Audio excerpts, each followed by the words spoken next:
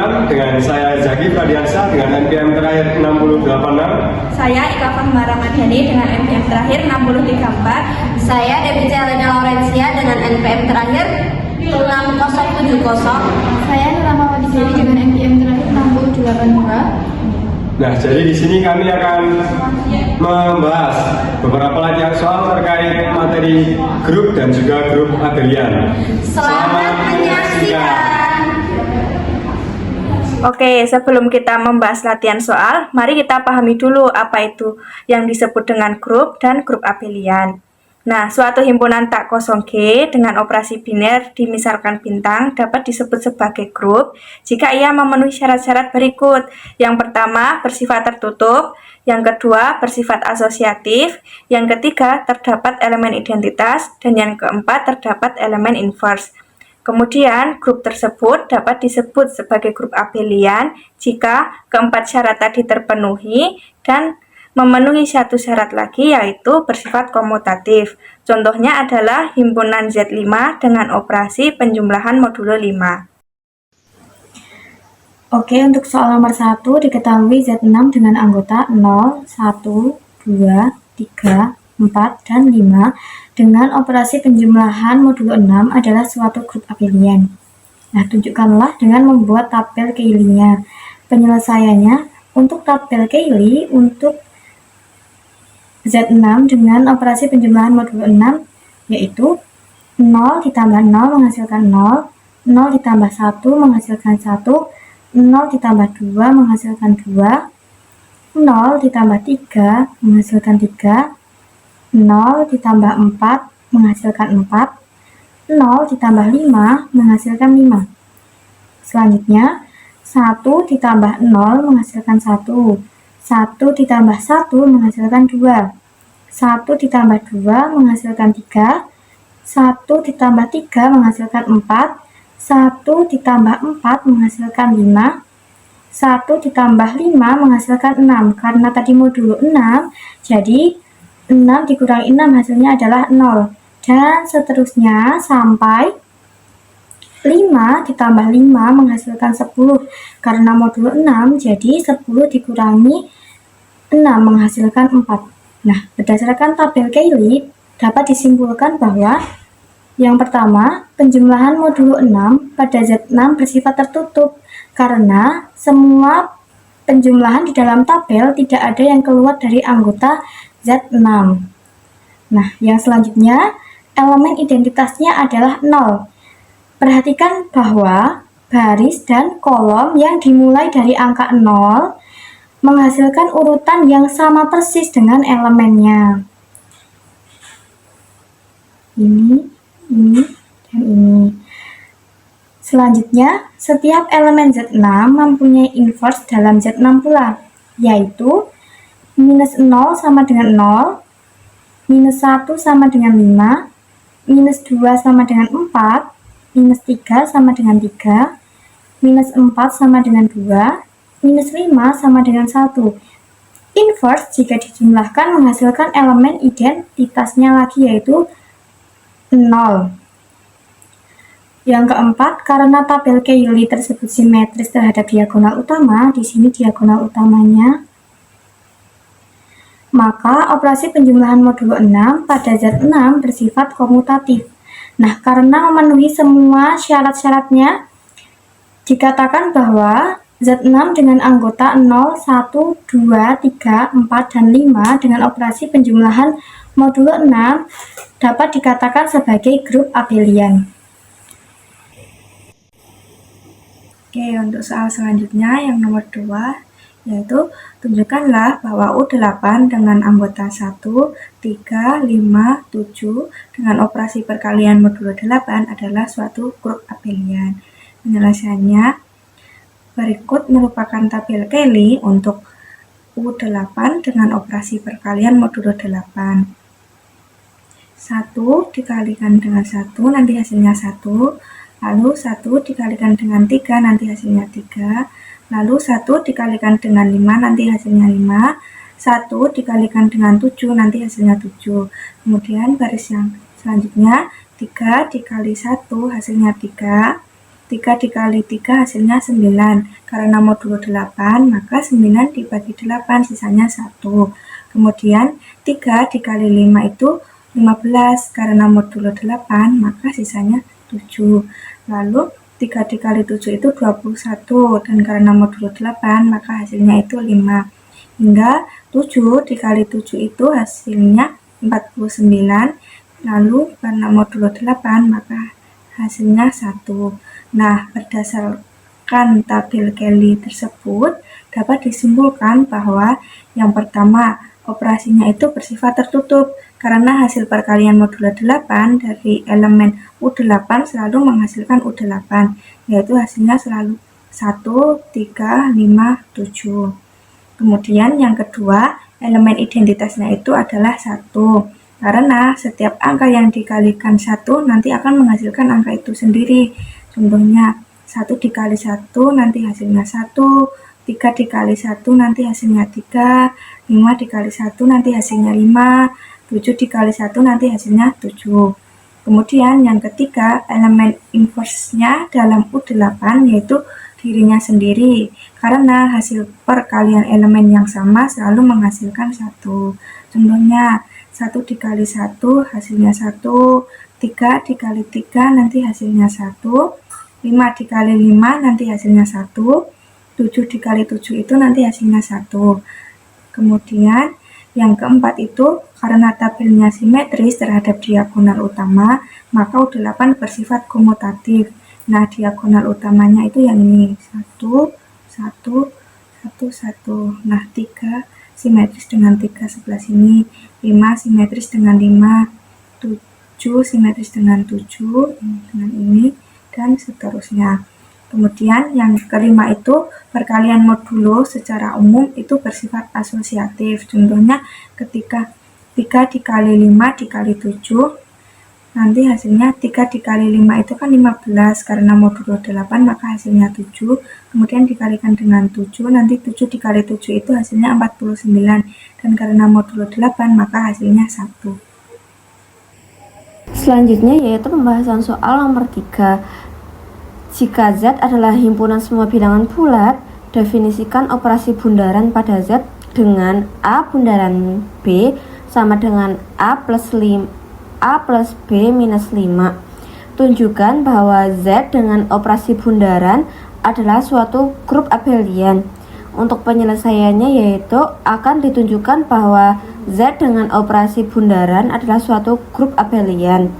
Langkah pertama yaitu sesuai definisi operasi bundaran pada Z, maka operasi bundaran pada Z bersifat tertutup. Yang kedua, jika A, B, C elemen Z, maka A bundaran B bundaran C sama dengan A plus B minus 5 bundaran C. Kita misalkan A-nya itu A plus B minus 5 dan B-nya itu C, sehingga didapat A plus B minus 5 plus C minus 5. Kita buka kurung menghasilkan A plus B plus C minus 5 ditambah minus 5 yaitu minus 10. Sedangkan A bundaran B bundaran C yaitu A bundaran B plus C minus 5. Kita operasikan seperti langkah-langkah yang di atas ini menghasilkan A plus B plus C minus 5 minus 5, kita buka kurung sehingga didapatkan A plus B plus C minus 10. Jadi operasi bundaran pada Z bersifat asosiatif. Untuk langkah selanjutnya yaitu dengan memisalkan elemen identitasnya adalah E, maka A bundaran E sama dengan A. Kita misalkan A-nya itu A dan B-nya itu menjadi E, sehingga kita memperoleh A plus E minus 5 sama dengan A. Terus kita pindah ruaskan A-nya ke sisi sini sehingga A minus A sama dengan 0 dan memperoleh E minus 5 sama dengan 0. Kita pindah ruaskan minus 5 nya juga menjadi 5. Jadi E nya itu sama dengan 5. Karena 5 elemen Z, maka elemen identitasnya adalah 5.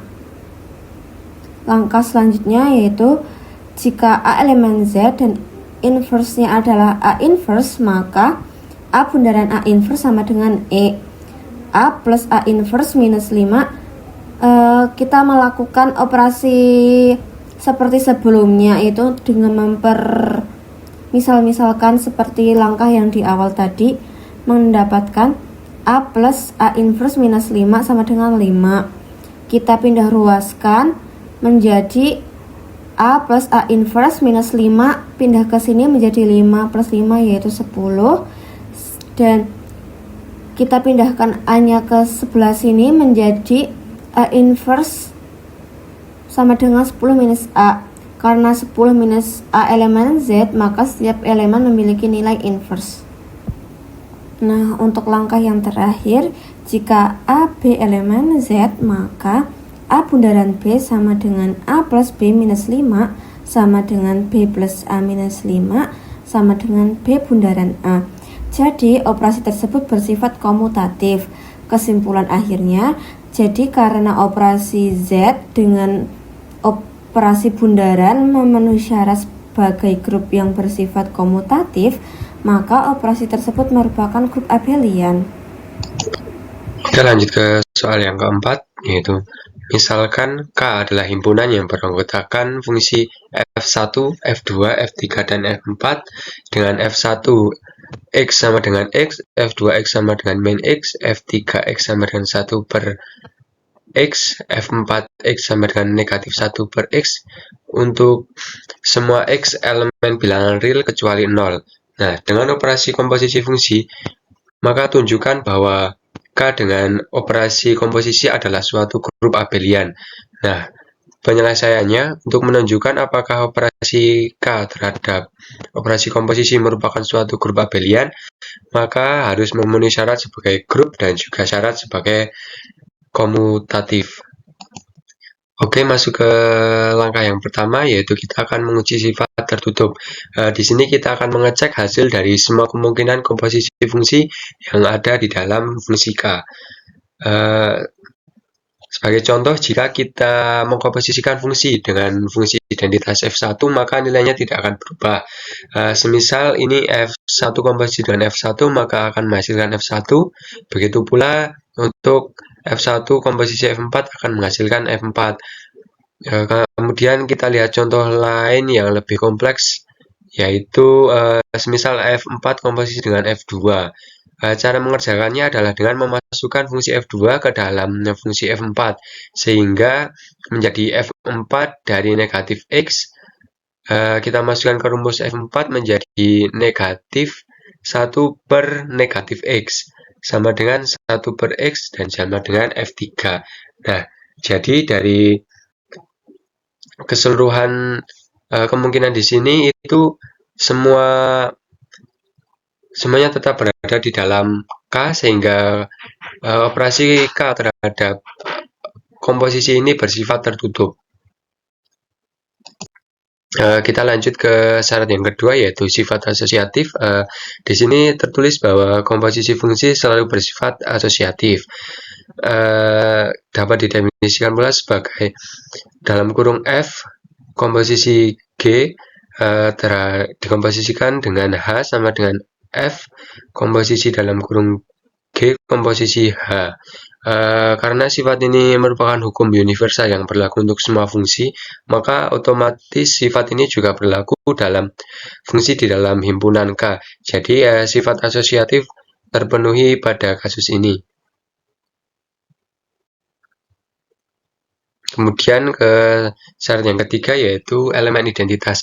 Pada kasus ini fungsi yang bertindak adalah fungsi identitas.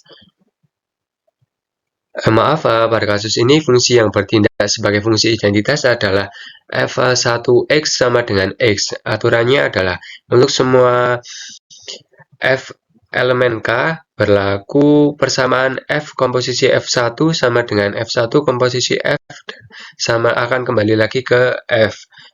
Jadi kesimpulannya, karena F1 terbukti merupakan elemen identitas yang jika dikomposisikan tidak mengubah fungsi aslinya, maka syarat ketiga, yaitu sifat identitas, juga terpenuhi. Nah, kita masuk ke syarat yang keempat, yaitu fungsi inverse. Di sini kita akan menguji inverse dari masing-masing fungsi. Pertama, untuk f1x sama dengan x, jika dikomposisikan dengan dirinya sendiri, f1 komposisi f1x menghasilkan f1 yang merupakan elemen identitas. Maka f1 inverse sama dengan f1. Hal yang sama berlaku untuk f2x sama dengan negatif x, f2 komposisi dengan f2x menghasilkan f1, sehingga f2 inverse sama dengan f2. Begitu pula untuk f3x sama dengan 1 per x, maka f3 inverse-nya adalah f3, dan untuk f4x sama dengan negatif 1 per x, maka f4 inverse-nya adalah f4.